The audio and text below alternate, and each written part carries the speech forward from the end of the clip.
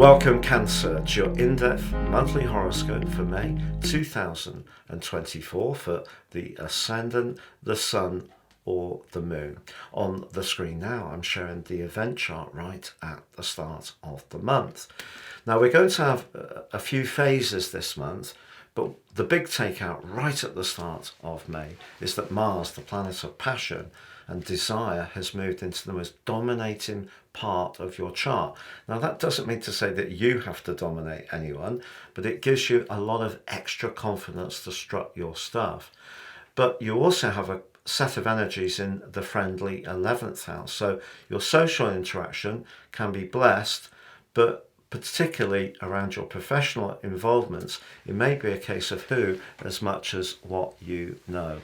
The other big takeouts as the month begins is the midpoint between the Moon in Aquarius, the Sun in Taurus. It's at 23 degrees in the sign of Pisces, which is your sister water sign. Now, of course, Saturn has been in this part of your situation for just over a year, and there may have been some tough knocks over the last 12 months, particularly around feeling in some ways limited around your freedom and space, or perhaps you've had to learn about some information that wasn't always so easy to digest. But if you are actually in some kind of academic process, your hard work can pay off, because this midpoint links brilliantly to Jupiter, the planet of knowledge, right at the start of the month. So you may be in the mood to expand your connections to people who share your values, who inspire you. So even if it is professionally, you want to be around people that give you a buzz. But there are other contra energies that are very complex. If you look at the 8th house, we have Pluto here and also the Moon, and they're in a conjunction. When these two are together like this, it is very, very intense. It's possible that you may encounter someone who is so taken up with you this month, it could prove to be quite inhibiting. Now, it's nice to be admired, lovely to be adored, but of course it has to be with our consent. And it may just be around a friendship. Someone is assuming your interest and fascination with them to the degree that that doesn't give you that space to breathe.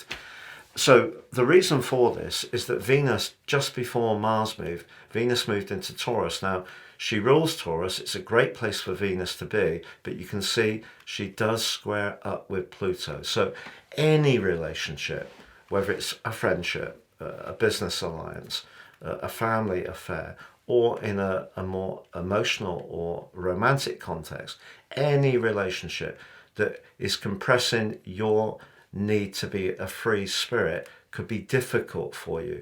Or if you're finding yourself mesmerized by someone in your social circle to the point that you find it very difficult not to think about them, that level of potentially obsession may not necessarily be good for you, but it may be that this is inbound traffic to you rather than what you're manifesting yourself. And also later on the first day of the month, the Moon moves forwards and reflects that Pluto-Venus square across the 8th and the 11th houses with a quarter moon. That provides a backdrop for the first week of this month for you. So as much as you have that very social set of energies in the sign of Taurus, and of those Jupiter, which is very lively in the 11th house, but very free and loving, is forging that great link with that midpoint. If there is a situation, whether it's emotional, spiritual, psychological, sexual, or financial, that's stopping you be free, that could be quite an issue right at the start of this month. But there are some contra energies which are really positive, because Mars moved on the 30th of April into Aries, which it rules. It's going to be there for 6 weeks from the start of this month, and that forges an awesome link to Pluto. So if you can apply your energies to do with business, investments, entrepreneurship, demonstrating to people just how determined you are, how much willpower you've got, how much leadership ability you have, because I think you have oodles of it. The archetype of your sign is often very much to do with the ruler, the moon, that you have a caring, appreciation of atmospheres, very intuitive and very nurturing and supportive. And all of those things can be true, but you can also be a very strong-willed person, and your desire to lead comes from the fact that you're a cardinal sign. So the fact that Mars, the ruler of Aries, is on the cardinal point, in other words, the vernal point as you come into this month, suggests that that executive energies and skills you have, whether it's realigning things in your home space, whether it is to do with property, whether it is to do with squeezing a bit more out of your resources, or whether it is to do with making a pitch for a job that really excites you, that authority that Mars gives you is something to really behold. And in that sense, its relationship with Pluto can be excellent. This is a planetary alignment which gives you so much thrust and self-belief. So I feel that in the more personal context, the moon and Pluto points towards where you just feel maybe controlled, or maybe there's someone around you who's a bit jealous of you, or maybe your own preoccupation with something that you can't quite get as you want at the present time, and that may be about your future love life, could take up a lot of your thinking. But if you can separate from that and focus on your goals and ambitions, what a lot to achieve. But there are always paradoxes in astrology, Cancer, and on the second day of this month, Pluto goes into retrograde. And that's going to go on through to the 11th of October, but through that process, he will invert back into the sign of Capricorn from the 2nd of September, and that goes on through to the 20th of November, despite the retrograde having finished. So as the retrograde begins, the deep implications of that is that you may rethink where you're most invested or devoted, or what's really spellbinding you in a way that you find hard to put out of your thinking. So that is going to be the deeper energy of Pluto's retrograde. But that brings us through to the 8th, and we have a very exciting new moon for you. It's in Taurus, and the new moon in Taurus is particularly providential because the moon here is exalted, so it rises in Taurus. It's its second favourite position to be in your sign. So a very positive new moon each year for you, but this one is particularly good because it links in such a solid way with Saturn.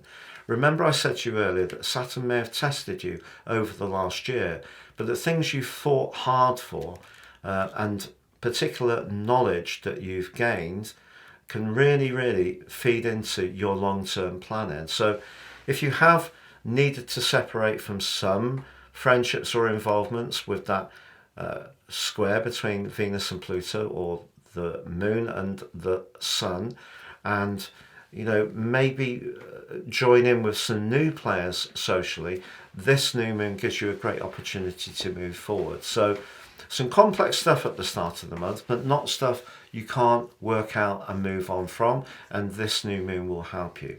On the 13th, Mercury ends its post-retrograde shadow. If you did go through some uncertainty around your professional hopes or around a property matter in April, it really will resolve itself now. It's just on the 15th, Mercury arrives in the sign of Taurus. Now, a very business-like position for Mercury to be in. Nothing wrong with that, but it is squared up by Pluto once more. So we can see that Pluto is turning out to be a hugely influential player right throughout May for all of us, not just your sign. So what does this mean?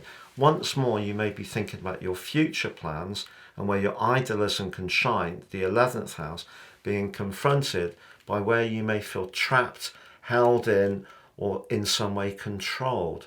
And maybe it is around a friendship, the 11th house Mercury, maybe it is around a close relationship. But on the 20th, you have a chance to really reflect on all of this very powerfully through the last phase of this month. The sun arrives in Gemini.